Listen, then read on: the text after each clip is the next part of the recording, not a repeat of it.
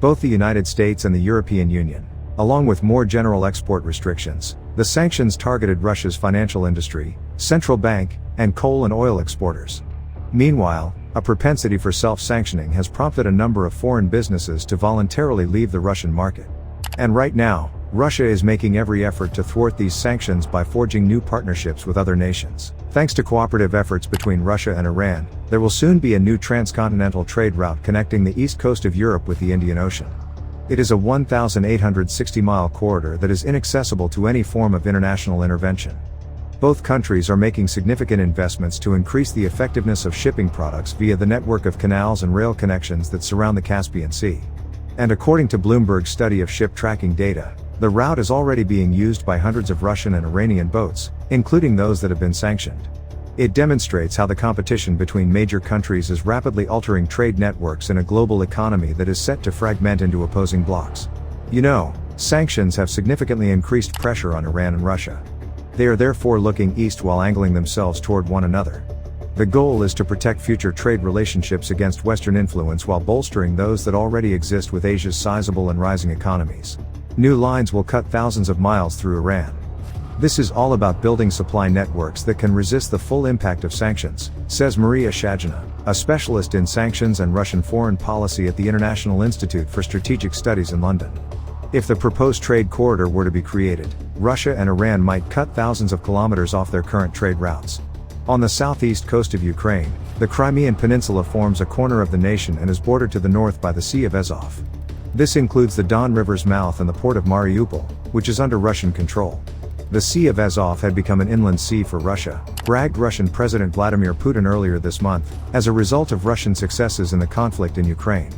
This indicates that there is a network of rivers, oceans, and railroads that may take you to Iranian ports on the Caspian Sea and the Indian Ocean. Putin has also highlighted how important that portion of the route is. He discussed the value of enhancing the transportation networks along the route in his speech at an economic symposium.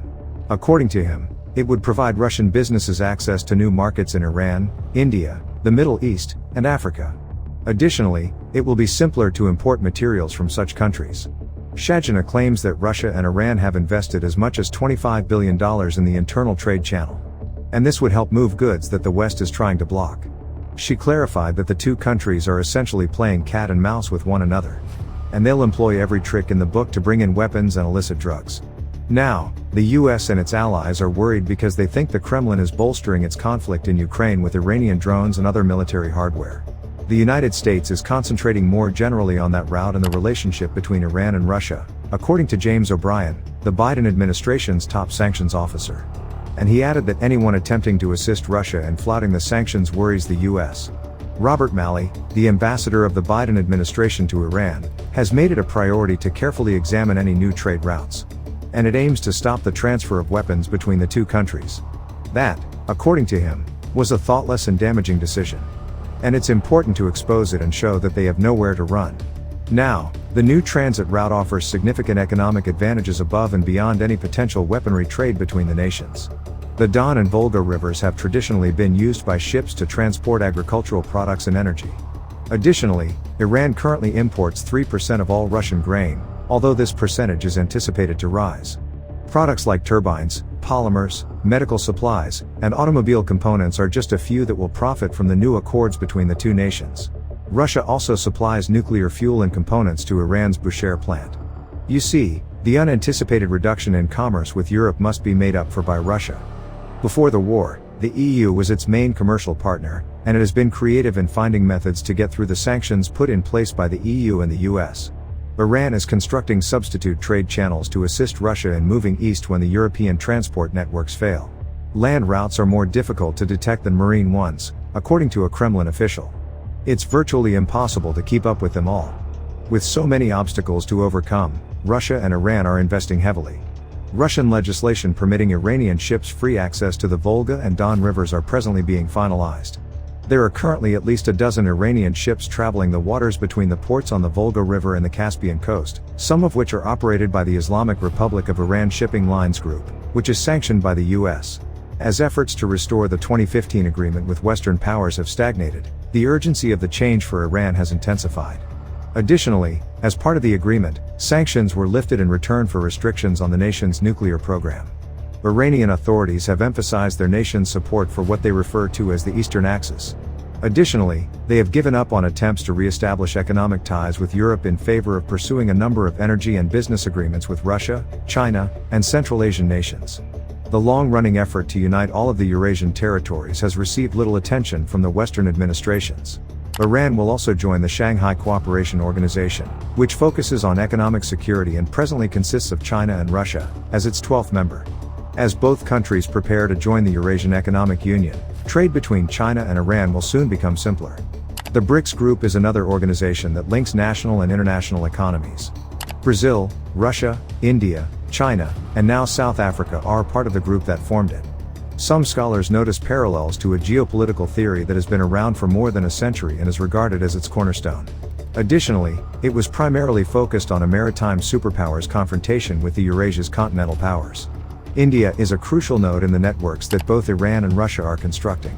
On its journey to India, the first shipment of Russian grain, weighing 12 million tons, has already traveled through Iran. Therefore, it might increase commercial flows if Iran finally completes the long-delayed Chabahar port complex on the Indian Ocean. Additionally, Russia is stepping up its business ties with Japan. Trade between Russia and Japan expanded by 10% in the first 11 months of 2022, despite sanctions the West put on Russia due to the situation in Ukraine. Bilateral trade was anticipated to have a total value of roughly $18 billion, or 2.365 trillion yen. The surge was mostly attributed to the unpredictability of the global energy market. Additionally, it was brought on by an increase in energy costs as countries recovered from the pandemic. Then came the anti-Russian sanctions and Moscow's retaliatory steps. Despite being one of the biggest producers and exporters of oil in the world, Russia continues to be an important supplier of liquefied natural gas for Japan. The 9% of gasoline imported into Japan comes from nations that are now subject to sanctions. And gas imported from Russia accounts for 3% of Japan's electricity. According to Bloomberg-monitored tanker tracking data, Russia's crude oil shipments by sea increased by 880,000 barrels per day, BPD, week over week to 3.4 million BPD on Tuesday. According to data cited by Bloomberg's Julian Lee, the increase in crude shipments occurs before a predicted decline in exports of refined goods due to strong local demand and high refinery throughput as government subsidies for refineries are planned to be reduced starting of October 1st. According to Lee's views, the increase in Russian oil exports may not be sustainable because shipments from week to week exhibit excessive volatility.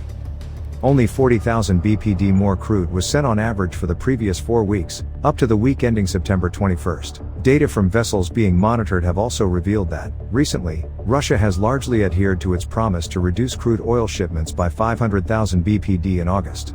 In comparison to February 2023, when Moscow announced it would cut output by 500,000 BPD, shipments from Russia's western ports have decreased by about 420,000 BPD. Observed crude exports from Russia had not decreased for several months after the nation had announced it would reduce output. In reality, they reached recent peaks in April and May. The tanker tracking data published by Bloomberg began to suggest that Russia's seaborne crude oil exports were decreasing from the highs recorded in April and May at the end of July and the beginning of August. The data tracked by Bloomberg revealed that in the 4 weeks leading up to July 30th, Russian crude oil exports by sea continued to fall and averaged less than 3 million BPD, the lowest 4-week average since the commencement of the EU embargo. Since the 4 weeks leading up to January 8th, a month after the EU imposed the crude oil import embargo on December 5th, this was the lowest 4-week average of Russian crude exports. What are your thoughts on Russia, and do you think they can overthrow the US economy? Let me know down below. If you want to continue to learn about business investing and financial education, we have got this video waiting on the screen for you to check out. Don't forget to give this video a like and subscribe for more videos like this. Thank you so much for watching and I'll see you in the next one.